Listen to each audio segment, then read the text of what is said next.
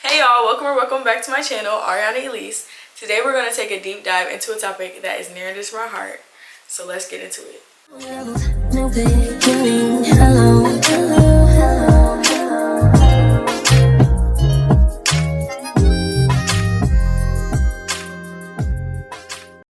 Mental health in the Black community is often stigmatized, overlooked, and misunderstood. I am very passionate about figuring out why that is and what role I can play in working against the epidemic of Black mental health. Today I want to talk to you all about Dr. Rheeda Walker's The Ultimate Guide to Black Mental Health as a framework for us to discuss why this is so important.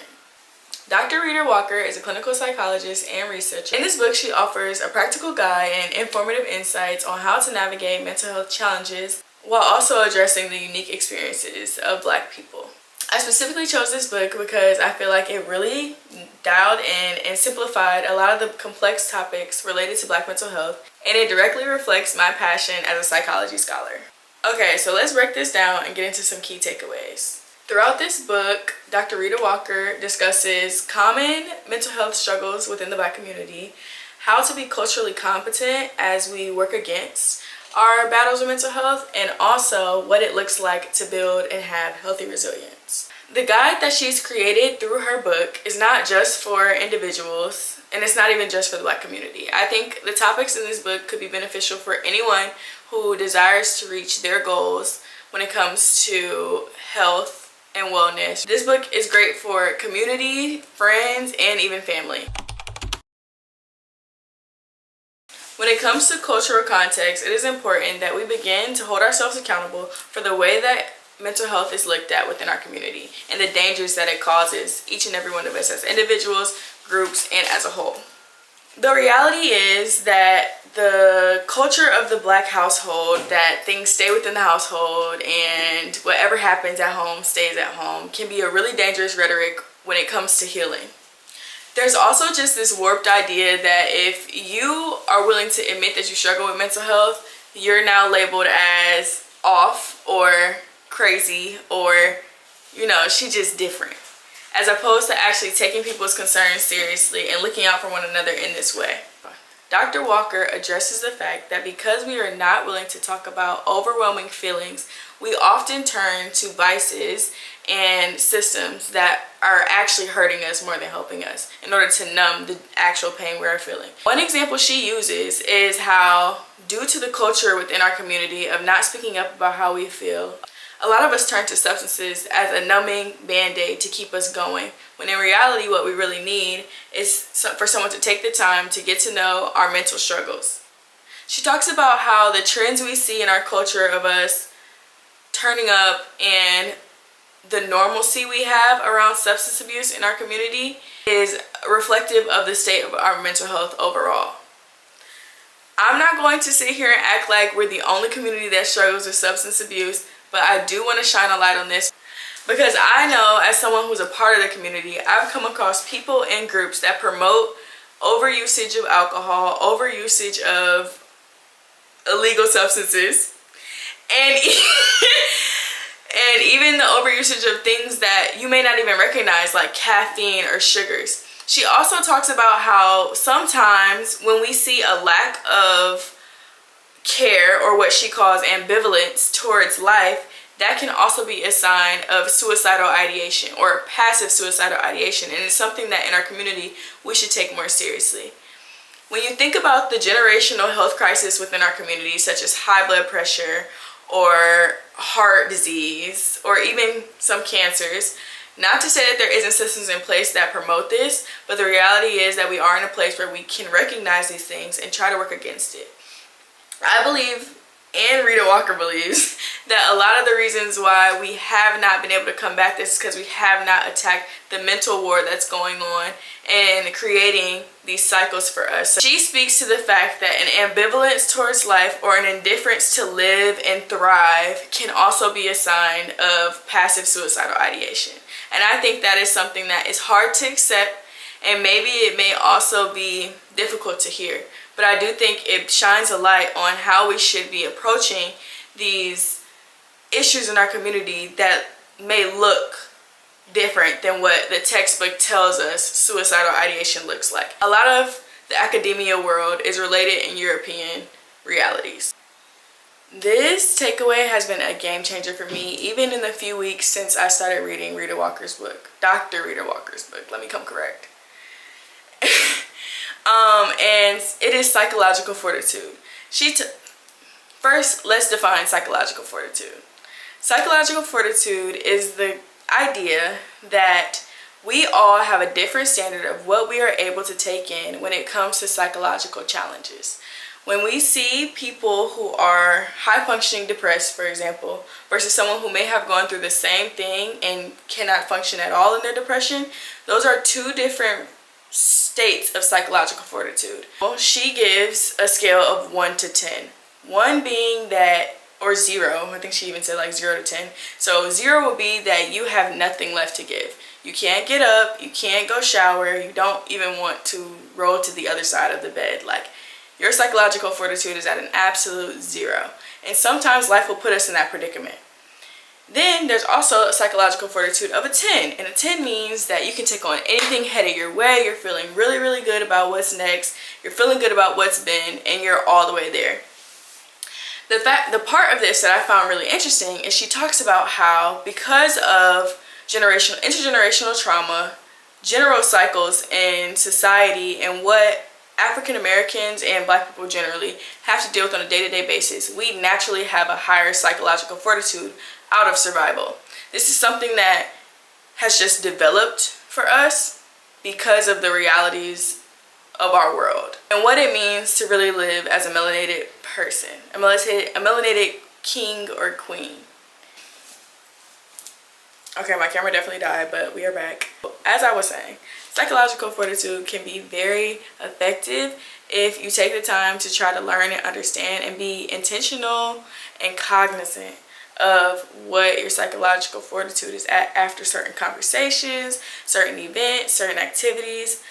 She talks about how when you recognize your psychological fortitude is getting to a lower point, you can build healthy resilience instead of just pushing past with a low level of psychological fortitude. The reality is, although we tend to have a higher level of psychological fortitude, it doesn't dismiss the fact that we are still really affected by the things that happen to us. Say for a person of another racial group, so the things that you experience on an everyday basis would push their psychological fortitude down to a 2. But because this is the reality of the life you live in, you go through these things day in, day out, and your psychological fortitude, as far as you allow it to hit, is at a 5. Your capacity to be stressed, or the natural capacity to be stressed, the natural capacity to be stressed is still overloaded, even though you tell yourself that your psychological fortitude is only at a 5.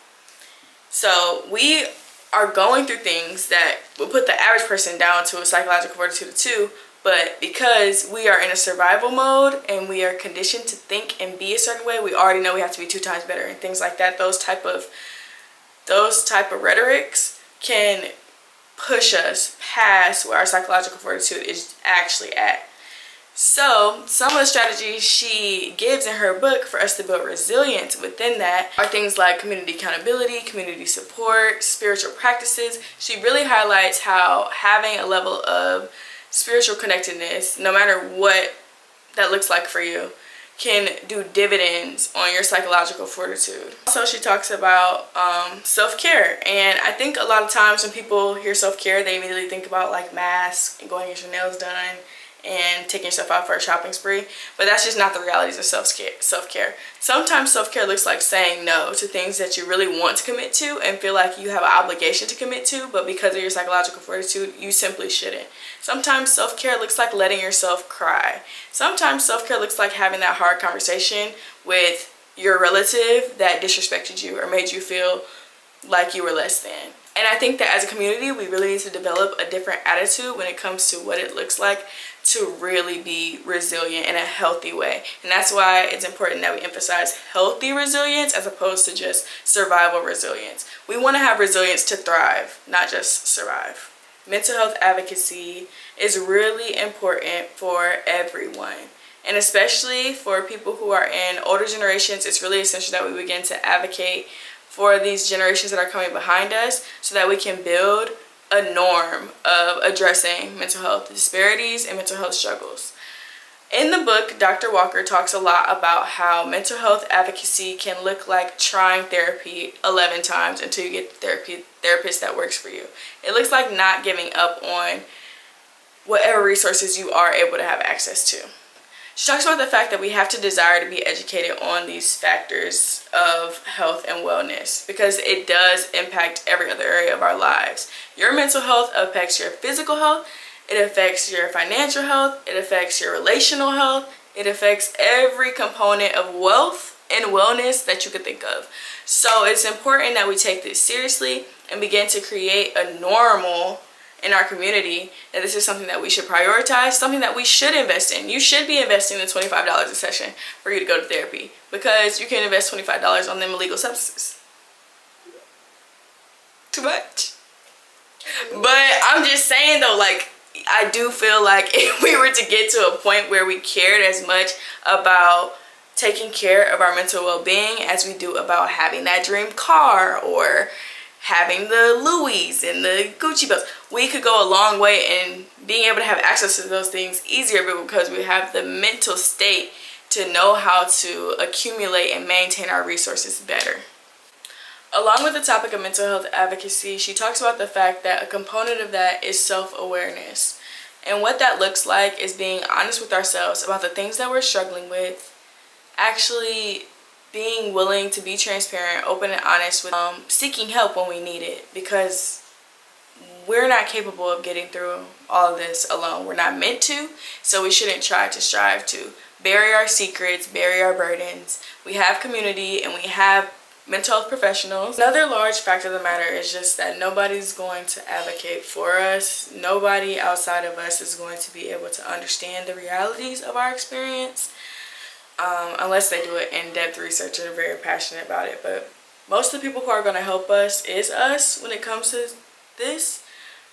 So we can't be our own biggest enemy when it comes to this. Or really, we shouldn't be our own biggest enemy with anything.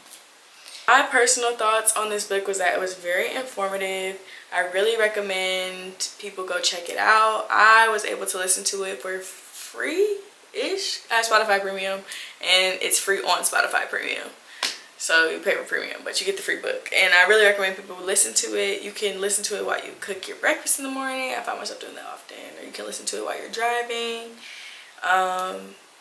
Just to challenge the way that we think about our experiences, how we do our relationships, how we treat our mental health. And the way that she wrote the book was just very relatable, very personable. I think it's very easy to digest for anyone. You don't have to have a background in the psychology field in order to enjoy the book. I think it could just really do dividends in our ability to understand how to make our mind a safer space, and reflect on your own mental health journey and see if you can apply any of these concepts, whether that be psychological fortitude, acknowledging the cultural context of your experiences, or just learning how to advocate for yourself better in the mental health space. Definitely take those things, take them back, and figure out a way to apply something that you learned from this video. If you learned anything, you should have. I learned a lot. But I definitely think that anyone can benefit from this book. You do not have to be Black to benefit from this book. I think these are concepts that can be applied to any people group. Essentially, it's a very empowering book. It makes you feel like you're equipped to take charge of your mental state, because you are. I encourage you to pick up the book and engage in conversations about mental health with the people around you in your circle, your community, your family, your friends. And if you enjoyed this video or found any of this to be new to you or informative or helpful, definitely subscribe, because there will be more like this. This is what I'm passionate about. And like the video if you would be so kind. And then I'll catch you next time. Bye.